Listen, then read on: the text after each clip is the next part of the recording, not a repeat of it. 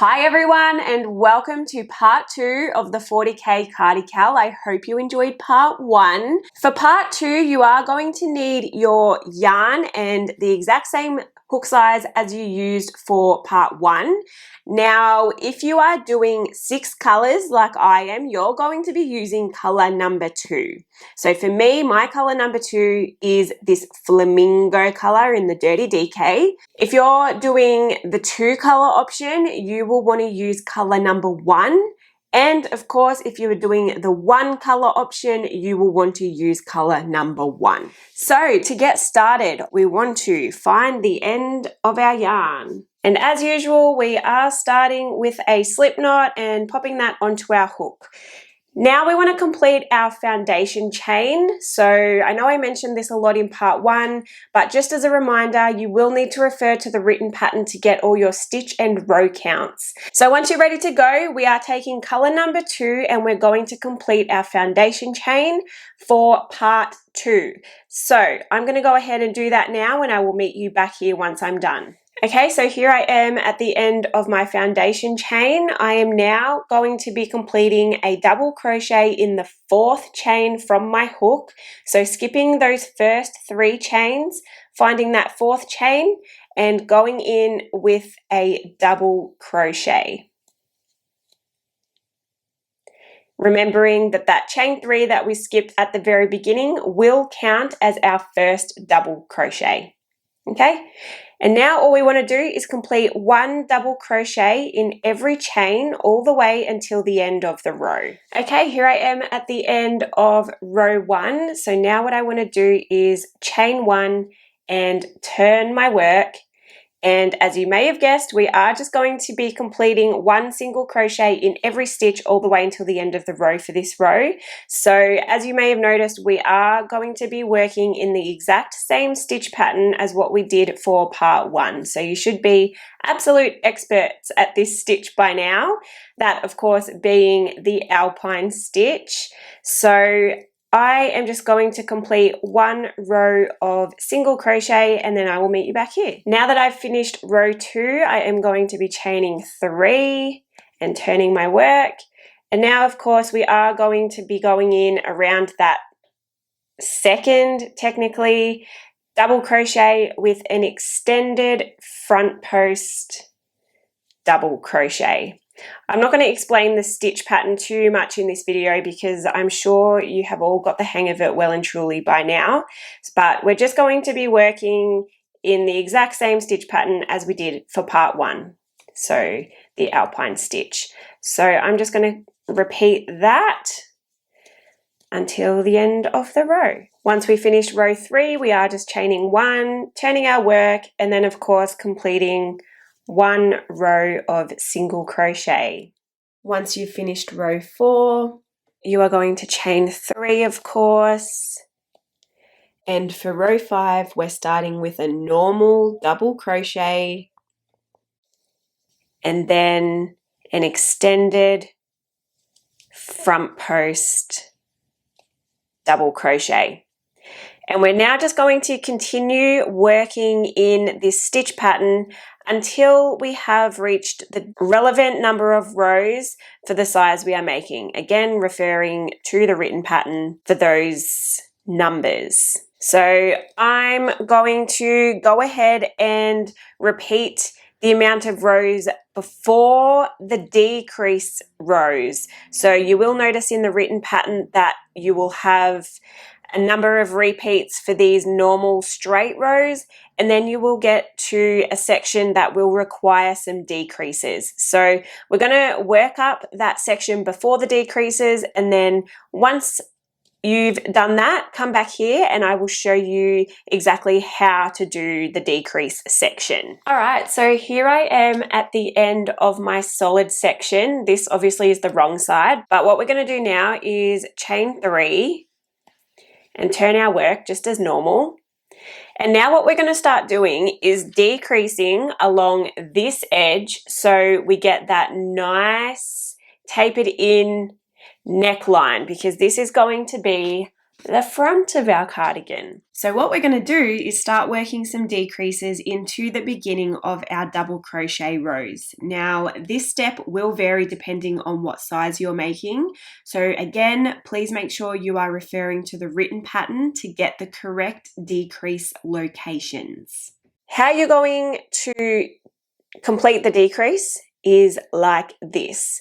So you're going to yarn over. Now, as you can see, I'm up to a normal double crochet. So we're just yarning over and going into that stitch as normal, yarning over again, pulling through. Now what we're going to do is yarn over again and pull through the first 2 loops. And then instead of finishing off the double crochet, we're going to yarn over and we're going to go down here to where we will be completing our extended front post double crochet. So going in behind that post, yarning over, pulling through, pulling that loop up to create that extension, yarning over, pulling through the first 2 loops only, yarning over and pulling through all 3 loops on our hook, and that will create our decrease. So now I'm just going to go ahead and finish off this row as normal. So again, just repeating the double crochet, extended double crochet sequence until we get all the way to the end of the row. All right, so now I'm at the end of that row. All I'm going to do is chain 1 and turn my work just as normal. And now all we're going to do is complete 1 single crochet in every stitch all the way until the end of the row. All right, here I am at the end of that single crochet row, and now I'm just going to chain 3 as normal, turn my work, and now I am working back in this direction. So whether or not you complete a decrease in this row will again depend on what size you're making. So please don't just copy what I'm doing in this video. You will need to go and refer to the written pattern to get the correct instructions for your size. I know I keep saying it over and over, but I don't want you guys to just follow what I'm doing because it could be incorrect for your size. You will be able to see this decrease stitch here. So I don't want you to get confused thinking that it's 2 stitches because it kind of does still look like 2 stitches, but because it's a decrease, we're treating it as 1 stitch, okay? So what we want to do is yarn over, and you're basically wanting to base what your first stitch is going to be off this second stitch because we want to keep the sequence going in order. And I know by looking at this, because it does look like 2 stitches, it does look a little bit confusing. So go over to your next stitch and just see what that stitch is. This could vary just depending on the size you're making and how many repeats you had to do. So just keep that in mind. But because I can see that this stitch is going to need to be an extended front post double crochet stitch, I know that in this first stitch I need to complete a normal double crochet because I want to keep that sequence going. Hopefully that makes sense. So I've yarned over, and now all I'm doing is completing a normal double crochet in that single crochet above our decrease. And now I'm moving on to this next stitch and working a extended front post double crochet. And now we can just continue with that sequence all the way to the end of the row. All right, once again, I'm here at the end of the row. I'm just going to chain 1, turn my work, and now I'm just going to be working a normal single crochet row. So 1 single crochet in every stitch. Once you've finished your single crochet row, we are of course just chaining 3 and turning our work. I just happen to be up to another decrease row. Again, this could vary depending on what size you're making, but I'm just going to show you how to decrease in the opposite direction. So now our decrease will work exactly the same, but it's just opposite. So I can see here that I've got my extended front post double crochet up first. So I'm going to yarn over as normal, go in behind that post, yarn over again and pull through, pulling that loop up for that extension, yarning over, pulling through the first 2 loops only.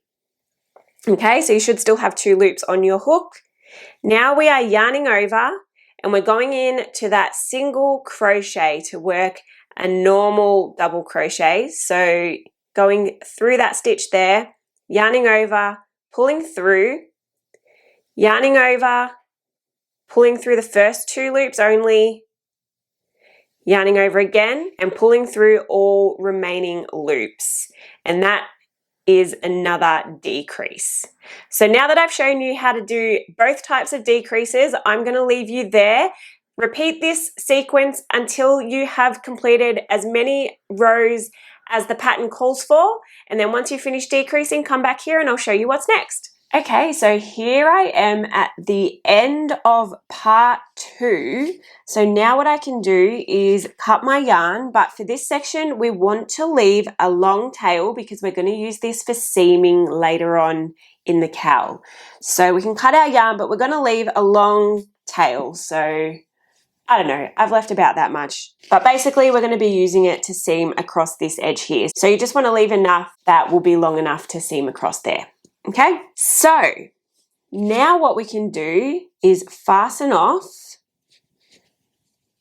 So just securing that tail.